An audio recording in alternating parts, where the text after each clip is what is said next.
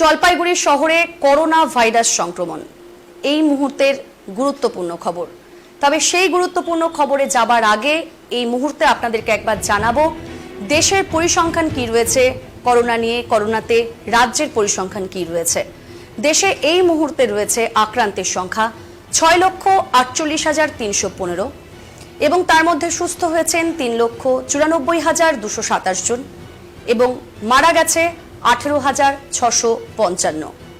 রাজ্যের পরিসংখ্যান 20,488 জন আক্রান্ত, তার মধ্যে সুস্থ হয়েছেন 13,571 জন এবং মারা গেছেন 717 জন।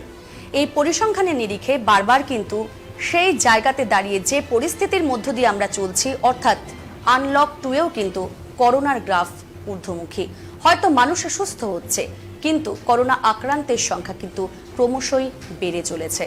কারণ যেহেতু এখন অনেকটাই উপসর্গহীনভাবে রয়েছে এই রোগ, সেই জায়গায় দাঁড়িয়ে পরপর 3 দিন জলপাইগুড়ির পরিস্থিতি, অর্থাৎ পরশু দিন থেকে ক্রমাগত কিন্তু জলপাইগুড়িতে বাড়ছে করোনা সংক্রমিতের সংখ্যা। ফের আজকেও করোনা ভাইরাসের সংক্রমণ জলপাইগুড়ি শহরের দেশবন্ধুপাড়া এলাকায়। দেশবন্ধুপাড়া এলাকায় করোনা ভাইরাসের সংক্রমণ ধরা পড়ার পর শনিবার আতঙ্ক ছড়িয়েছে জলপাইগুড়ি শহরে। এলাকার এক যুবক 32 বছর বয়সী করোনা ভাইরাসের সংক্রমণের খবর আসার পরেই নড়ে চড়ে বসেছে কিন্তু জলপাইগুড়ি পুরসভা ও জেলা প্রশাসনের আধিকারিকেরা এবং এদিন ওই এলাকা বাস দিয়ে ঘিরে দেওয়া হয় এবং স্যানিটাইজও করা হয় এবং অবশ্যই কন্টেনমেন্ট জোন ঘোষণা করা হয়েছে। সেই জায়গায় দাঁড়িয়ে পরপর 3 দিন এরকম ঘটনা জলপাইগুড়িতে সত্যি সাধারণ মানুষের কিন্তু অনেকটাই আতঙ্কের মধ্য দিয়ে দিন কাটাতে হচ্ছে। প্রথমে ব্যাংক ম্যানেজার, তারপর ট্যাক্স কালেক্টর এবং তারপর আজ এক এলাকার যুবক। সেই জায়গায় দাঁড়িয়ে কি পরিস্থিতি রয়েছে আমরা সকলেই এর মধ্যে অবগত। ICMR এর ভিত্তিতে কিন্তু আগস্ট মাসে অর্থাৎ 15ই আগস্ট কিন্তু আমরা কোভ্যাক্সিন হয়তো সাধারণ মানুষ পেতে পারে, সেটা কিন্তু মানুষের অনেকেই জেনে গেছে। কিন্তু আমাদের কিন্তু সাবধানতা অবশ্যই অবলম্বন করতে হবে। এই কারণের জন্যই কাজে ICMR এর দ্বারা যে কোভ্যাক্সিন আমরা পেতে চলেছি সেটা কিন্তু মানুষের পক্ষে যে এখনো যে পরীক্ষা নিরীক্ষা করা হচ্ছে তা কিন্তু দ্বিতীয় পর্যায়ে রয়েছে এবং বাইরের যে দেশগুলিতে যেরকম ভাবে পর্যায়ক্রমে পরীক্ষা চলছে সেটাও কিন্তু দ্বিতীয় পর্যায়ে গিয়েই কিন্তু থেমে গেছিল। এবার আমাদের এখানটাতে সেই পরিমাণ কতটা, সেই জায়গা থেকে আমরা সাফল্য লাভ করব সেই দিকে অবশ্যই আমরা তাকিয়ে রয়েছি। কিন্তু বারবার কিন্তু কি ভাইরোলজিস্ট থেকে শুরু করে, কি ডাক্তার থেকে শুরু করে, কি সাধারণ মানুষ, ঘরের মা বাবা থেকে শুরু করে প্রত্যেকে কিন্তু আমরা একটা জিনিসেই স্টে করে থাকতে চাচ্ছি, সেটা হচ্ছে আমাদের অবশ্যই স্যানিটাইজ করতে হবে, আমাদের মাস্ক পরতে হবে, আর তার চাইতেও সবচাইতে গুরুত্বপূর্ণ বিষয় আমাদের সামাজিক দূরত্ব মানতে হবে। কিন্তু কোথাও গিয়ে দাঁড়িয়ে কিন্তু আমরা এই সামাজিক দূরত্ব বলুন, মাস্ক বলুন, স্যানিটাইজ বলুন, হয়তো আমরা কিন্তু অনেকটাই ভুলতে বসেছি।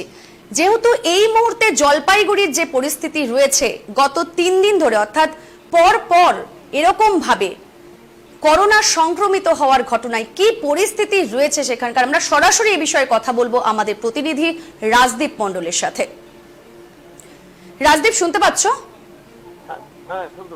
রাজদীপ, পর 3 দিন আজকে এই 32 বছর বয়সী এক যুবক তিনি করোনা সংক্রমিত, কি পরিস্থিতি রয়েছে এলাকায়? দেখো রাধা, ইতিমধ্যে জলপাইগুড়ি দেশবন্ধু পাড়াতে যেই বছর 32-এর যে ছেলেটির করোনা পজিটিভ পাওয়া গেছে, গতকাল তার রিপোর্ট আসার পরে কিন্তু আজ পরপর যে এর আগেও 2 জন, একজন ব্যাংক ম্যানেজার, একজন তার আগে একজন এবং আজকে আর একজন, যে বছর 32-এর যে ছেলেটির করোনা পজিটিভ ধরা পড়েছে, এই বিষয়কে নিয়ে কিন্তু এখন জলপাইগুড়ি শহরবাসী থেকে শুরু করে জলপাইগুড়ি পৌরসভা এবং প্রশাসনিক বোর্ডের মেম্বার প্রত্যেকেই কিন্তু এখন অনেকটাই নড়ে চড়ে বসেছে। কারণ এতটা সংক্রমণ এক পরপর 3 দিন, অর্থাৎ হ্যাট্রিক বলা যায় এটাকে, যে 3 দিনের মধ্যে কিন্তু পরপর 3 জন ব্যক্তির এই সংক্রমণে তারা কিন্তু আক্রান্ত হয়েছে এবং এই মুহূর্তে কিন্তু সেই বছর 32-এর ছেলেটি জলপাইগুড়ি কোভিড হাসপাতালে কিন্তু চিকিৎসাধীন অবস্থায় রয়েছে। এবং সবচেয়ে বড় বিষয় যেটা পৌরসভার প্রশাসনিক বোর্ডের মেম্বার সৈকত চ্যাটার্জি জানিয়েছেন যে সেই বাড়ির ছেলে, এই বছর 32-এর যে ছেলেটি, তার বোন, যে বিবাহিত বোন রয়েছে, সেই কিন্তু এই এখন অন্তঃসত্ত্বা রয়েছেন। অর্থাৎ এই প্রেগনেন্ট অবস্থায় কিন্তু সেই তার বোনের যে সমস্ত ওষুধের প্রয়োজন, যেমন আজ সকালে যখন স্যানিটাইজ করার জন্য এবং কন্টেনমেন্ট বা সেই বাফার জোন দেখার জন্য যখন পৌর প্রশাসন থেকে যায়, সেই প্রশাসনিক বোর্ডের মেম্বার সৈকত চ্যাটার্জি, তিনি কিন্তু বলেছেন যে আজকে একটা গুরুত্বপূর্ণ ইনজেকশন যেটা তার বোনের প্রয়োজন ছিল সেটা তারা প্রোভাইড করেছে। এবং পুরো তাদের কিন্তু একটা জিরো কন্ট্যাক্টের মাধ্যমে কিন্তু তাদের যেটা আগেও যেই প্রক্রিয়ায় তারা করে যাচ্ছিল, ঠিক সেইভাবেই কিন্তু জিরো কন্ট্যাক্ট থেকে তাদেরকে তাদের প্রয়োজনীয় যে সমস্ত ওষুধপত্র, খাবার, যা যাবতীয় জিনিসের প্রয়োজন রয়েছে, নিত্য সামগ্রী, সেগুলো কিন্তু তাদের পৌঁছে দেওয়ার ব্যবস্থা করছে পৌরসভা প্রশাসনিক বোর্ডের মেম্বার। এবং এই এখন কিন্তু পরপর 3টি ঘটনার পরে কিন্তু শহরবাসী একটু হলেও কিন্তু আতঙ্কিত রয়েছেন এই মুহূর্তে। রাধা। হ্যাঁ রাজদীপ, বলবো যেহেতু পরপর 3 দিন এরকম ঘটনা, আমি গত পরশু তোমার কাছ থেকে জানতে পেরেছিলাম যে মানুষের কিন্তু সেই জায়গাতে একেবারে সচেতনতা অবলম্বন করছে না। সেই জায়গায় দাঁড়িয়ে এখন মানুষের মধ্যে একটা আতঙ্কর বাতাবরণ তৈরি হয়েছে। কিন্তু তারপরেও বলবো যে এখন পরিস্থিতি, রাস্তাঘাট কি ঠিক আগে লকডাউনের সময় যেরকম পরিস্থিতি ছিল এখন তো হয়তো সেক্ষেত্রে, কারণ মানুষকে কর্মক্ষেত্রে বেরোতে হবে, অর্থাৎ বাজারের পরিস্থিতি কি রয়েছে, রাস্তাঘাট কি রয়েছে, মানুষের কতটা মানে সেই ভিড় কি এখনো চোখে পড়ার মতো রয়েছে, নাকি এই ঘটনার পর কিছুটা কমেছে? রাজদীপ, দেখো দাদা, একই জিনিস যেটা আমি কালকেও বলেছিলাম, জলপাইগুড়ি মানুষের মধ্যে আতঙ্ক হলেও তারা কিন্তু অনেকটাই আপোষ করে নিয়েছে এই করোনা ভাইরাসকে বা করোনাকে নিয়ে তারা জীবনযাপন করছে। সেই যে প্রথম দিকের যে লকডাউন শুরু হওয়ার পর থেকে লকডাউন শেষ পর্যন্ত এবং আনলক 2 এখন পর্যন্ত, কিন্তু আনলক 2-তেও মানুষের, জলপাইগুড়ি শহরবাসীর কিন্তু খুব একটা সেরকম কোনো পরিবর্তন আসেনি। তারা কিন্তু এখনো সেই একই রকম স্বাভাবিক জীবনযাপন করছে। এবং বাজারঘাট, রাস্তা, যে কোনো জায়গায় তুমি বলো, প্রত্যেকটা জায়গায় কিন্তু সেই গ্যাদারিং দেখা যাচ্ছে। শুধু সেটাই নয়, বিভিন্ন রকম পলিটিক্যাল প্রোগ্রাম যখন হচ্ছে, সেটা তৃণমূল হোক বা বিজেপি হোক বা সিপিএম হোক, যে কোনো দলীয় কর্মী যখনই তারা কোনো প্রোগ্রাম করছে, সেখানে কিন্তু একটা গাদাগাদি, একটা ভিড়ের কিন্তু একটা বড় অংশ কিন্তু দেখা যাচ্ছে। এর আগেও আমরা যতবার যে সমস্ত পলিটিক্যাল প্রোগ্রামের খবর করেছি বা ছবি দেখিয়েছি, প্রত্যেকটাতেই কিন্তু তুমি দেখেছো যে, এবং প্রত্যেক দর্শকরাও দেখেছে যে সেখানে কিন্তু ভিড়ের থেকে সাবধানতা বা সচেতনতার কোনো বালাই নেই। শুধু মাস্ক ব্যবহার করতে হয় বলেই করছে, তাছাড়া কিন্তু তার থেকে বড় কিছু কোনো পদক্ষেপ বা বড় সচেতনতার ব্যাপার কিন্তু নেই। এবং যে সমস্ত এনজিওরা এর আগে বেশ কিছু কাজ করছিল, সেই সমস্ত এনজিওরাও কিন্তু অনেকটাই ঢিলে রয়েছে। পাশাপাশি জলপাইগুড়ি পুলিশ প্রশাসনের কিন্তু পদক্ষেপ খুব বেশি একেবারেই চোখে পড়ার মতো নেই বললেই চলে। কিন্তু রাধা, রাজদীপ, এই মুহূর্তে তোমাকে যেটা জানাতে চাই যে এই যে 32 বছর বয়সী সেই যুবক যে আজ করোনা সংক্রমিত, সে তো সেই এলাকার লোকজনের কি পরিস্থিতি? কারণ সে তো রীতিমতো বাইরে বেরিয়েছে, ঘুরেছে, কাজে এলাকাবাসীরা এই মুহূর্তে কি কিছু জানিয়েছে? রাজদীপ, না, এলাকাবাসীরা সেরকম কিছু জানায়নি। যেটা পৌরসভার প্রশাসনিক বোর্ডের মেম্বারের থেকে জানা গেল যে এলাকার মানুষ তাদেরকে কিন্তু এখন আপাতত আজকে যখন সকালে স্যানিটাইজিং টিম এবং যারা বাস দিয়ে ঘিরে দেবে কন্টেনমেন্ট জোন করার জন্য যে টিম গেছিল সৈকত চ্যাটার্জির সাথে, তারা কিন্তু আশেপাশে প্রত্যেকটি বাড়িতেই বলে দিয়েছে এবং প্রত্যেকটি বাড়িকে স্যানিটাইজ করা হয়েছে এবং তাদের সাবধানতা অবলম্বন করতে একেবারে কিন্তু স্ট্রিক্টলি বলে দেওয়া হয়েছে তারা যেন খুব সাবধানতা অবলম্বন করে। এবং কারা কারা তার কন্ট্যাক্টে এসেছিল সেটার কিন্তু খোঁজ চলছে। যারা যারা তার সংস্পর্শে এসছে তাদেরকে কিন্তু লিস্ট তৈরি করে তাদেরকে বের করা হবে যে কারা কারা তার সংস্পর্শে এসেছিল এবং তারপরেই কিন্তু তাদেরকে কি ব্যবস্থায় রাখা হবে সেটা কিন্তু তখন জানা যাবে। ধন্যবাদ। আমরা কথা বললাম জলপাইগুড়ি থেকে আমাদের প্রতিনিধি রাজদীপ মণ্ডলের সাথে। এই মুহূর্তে দেখলেন আপনারা জলপাইগুড়ির সেই ছবি এবং জলপাইগুড়িতে ইতিমধ্যেই সেই যুবক করোনা সংক্রমিত।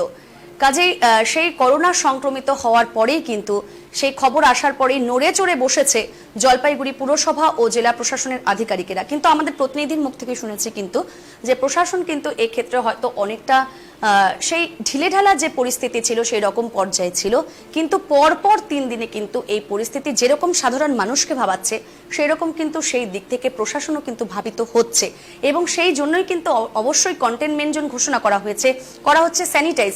কি জানানো হয়েছে এই বিষয়ে শোনাবো। হ্যাঁ, এ তো আজকে জলপাইগুড়ি শহরের 15 নম্বর এপিসোড এটা, যে কোভিড-19 পজিটিভ ধরা পড়েছে। গতকাল রাত্রে রিপোর্ট এসেছে এবং তিনি সরকারি চাকরিরত এবং 32 বছর মাত্র বয়স। আমরা তাই প্রচণ্ডভাবে আশাবাদী যে তিনি অন্য পেশেন্টের মতো সুস্থ হয়ে উঠবেন, এবং ওনার পরিবারের সাথে কথা বলে জানলাম যে কোভিড-19 আক্রান্ত তার বোন এই মুহূর্তে প্রেগনেন্ট রয়েছেন এবং তার একটা ইঞ্জেকশনের প্রয়োজন রয়েছে। আমি স্বাস্থ্য দপ্তরের সাথে কথা বলেছি এবং স্বাস্থ্য দপ্তর থেকে এসে তাদেরকে আজকে ইঞ্জেকশনের ব্যবস্থা করে দিয়ে যাবে, কারণ এখন তো বাইরের লোক ফট করে কেউ ঢুকতে পারে না। আমরা এই পুরো দুটো বাড়ি, অ্যাকচুয়ালি ওনার যিনি আক্রান্ত হয়েছেন তার বাড়ি এবং তার কাকার বাড়ি পাশাপাশি দুটো, একই প্রেমিসেসের মধ্যে কোনো আলাদা কোনো ডিভিশন নেই বলে আমরা দুটো বাড়িকে কন্টেনমেন্ট জোন করলাম এবং জলের সাথে সোডিয়াম হাইপোক্লোরাইড, ফিনাইল এবং ব্লিচিং দিয়ে আমরা স্যানিটাইজেশন প্রক্রিয়া শুরু করে দিলাম। এছাড়া এখানকার পাড়ার লোকরা খুব হেল্পফুল। তারা বললো যে আমরা এখান থেকে সবাই মিলে আমাদের খাওয়ার টাওয়ার ওষুধ টষুধ সব পৌঁছে দেবো, কোনো সমস্যা হবে না। আর অ্যাকচুয়ালি কোভিডকে তো ভয় পেলে হবে না, কোভিডের সাথে লড়তে হবে, কিন্তু দূরত্ব বজায় রেখে লড়তে হবে, প্রিকশন নিয়ে লড়তে হবে। আর এছাড়া আমরা এই দেখতে পাচ্ছেন কনস্ট্রাকশন হচ্ছে যেখানটা এই বিল্ডিং থেকে ওই গলির মাথা অব্দি আমরা বাফার জোন করছি, যেখানে স্ট্রিক্ট সার্ভেলেন্স থাকবে। স্বাস্থ্যকর্মীরা এসে মাসের খোঁজ নেবেন কেউ অসুখ বিসুখ হচ্ছে কিনা। আর এই জায়গাটা খুব ইম্পর্টেন্ট জায়গা, কারণ এখানে পাশাপাশি অনেক ডাক্তার আছেন, নার্স আছেন, ঠিক আছে। তাই এই জায়গাটা আমরা খুব স্ট্রিক্ট সার্ভেলেন্সে রাখি, সবখানেই যেমন রেখেছি। 14 দিনের জন্য এটা কন্টেইনড হলো। উনি কোথায় বর্তমানে, যার পজিটিভ? এখন কোভিড হসপিটাল। বলছি এই রাস্তাটা প্রথমে জরুরি পরিষেবার রাস্তা আছে, তো এই রাস্তাটা বন্ধ হচ্ছে না, এটা ওনার বাড়ির সামনেটা বন্ধ হচ্ছে, আর এই রাস্তাটা বাফার জন্য থাকছে, এটা স্ট্রিক্ট সার্ভেলেন্সে থাকছে। আপনারা দেখছেন এই মুহূর্তে সেই জলপাইগুড়িতে করোনা সংক্রমিত একজন 32 বছর বয়সী যুবক।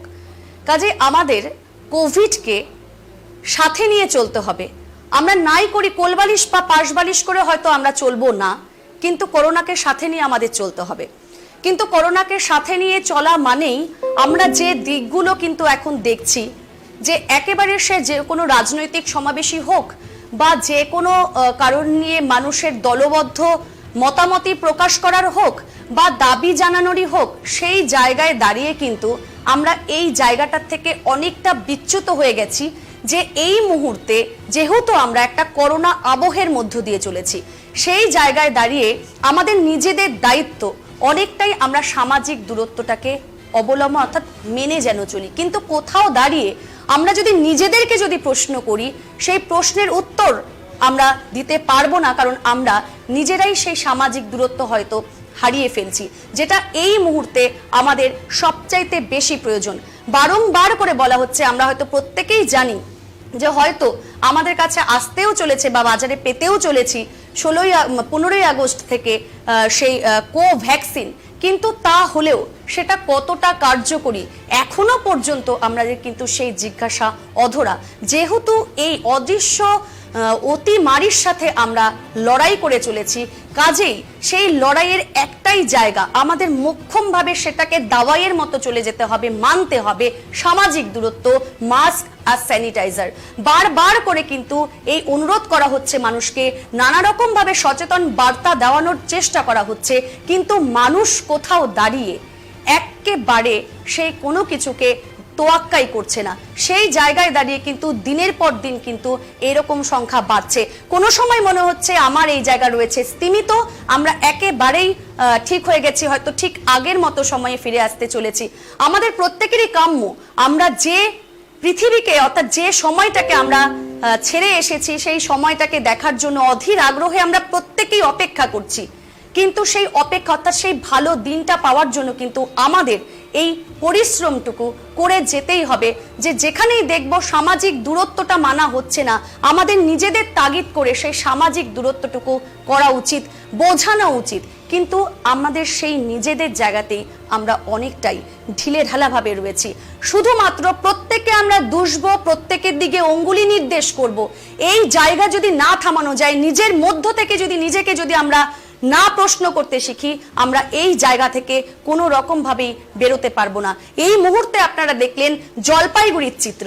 এই মুহূর্তে আবার পরক্ষণে যেহেতু একটু একটু করে হয়তো স্তিমিত হতে শুরু করেছে করোনা আবহ থেকে, সেই আতঙ্ক থেকে আমরা বেরোতে চাইছি, সেই জায়গায় দাঁড়িয়ে বারবার করে ভাবতে হবে। জলপাইগুড়ি দেখিয়ে দিল টানা 3 দিনে পরপর হ্যাট্রিক, যে 3 জনই করোনা পজিটিভ। ব্যাংক ম্যানেজার থেকে শুরু করে আজকে 32 বছর বয়সী এক যুবক, সেই জায়গায় দাঁড়িয়ে সেই যুবকের বাড়িতে এক গর্ভবতী তার দিদি রয়েছে, সেই জায়গায় দাঁড়িয়ে কতটা ভয়াবহ পরিস্থিতি কি হতে চলেছে। কাজে এইটুকু ভয় হয়তো আমাদের মনের মধ্যে আনতে হবে, এবং সমস্ত জায়গায় আমরা দেখতে পাচ্ছি ঠিক আগের মতোই করে কিন্তু সেইভাবেই চলছে সেই পরিস্থিতি। একে বর্ষার সময় আমাদের অপরিচিত করোনাকে মানতে মানতে দেখতে দেখতে আমরা আমাদের চেনা পরিচিত ডেঙ্গুকেও কিন্তু ভুলতে বসেছে, কিন্তু একেবারেই কিন্তু সেই জায়গাতে আমাদের ভুললে চলবে না। কাজেই এই ডেঙ্গুকে নিয়েও এবং করোনাকে নিয়েও যখন আমাদের চলতে হচ্ছে, সেই জায়গায় মাথায় রেখে আমরা দাবি তুলবো, আমরা আন্দোলন করব, আমরা বিক্ষোভে ফেটে পড়ব, সবটাই কিন্তু সামাজিক দূরত্ব মেনে। হয়তো আমরা সমস্ত কিছু ভুলে গিয়ে, সেই করোনা আবহাওয়াটাকে ভুলে গিয়ে আমরা একেবারে গ্যাদারিং করছি, কিন্তু পরে কি গিয়ে ভাবছি যাদের সাথে সাথে সংস্পর্শে আসলাম তারা কি প্রত্যেকেই সুস্থ? এই প্রশ্নটা আমার মনে, এই প্রশ্নটা আপনার মনে, এই প্রশ্নটা আমাদের সকলের মনে। কাজে এই প্রশ্নটুকু যদি আমাদের মনে যদি থাকে, তবেই আমরা পারবো এই সামাজিক দূরত্বকে মানতে, যেটা এই করোনার সবচাইতে মোক্ষম দাওয়াই। এখন এ পর্যন্তই। দেখতে থাকুন ডিজিটাল বাংলা, আগে ভাগে সবার আগে।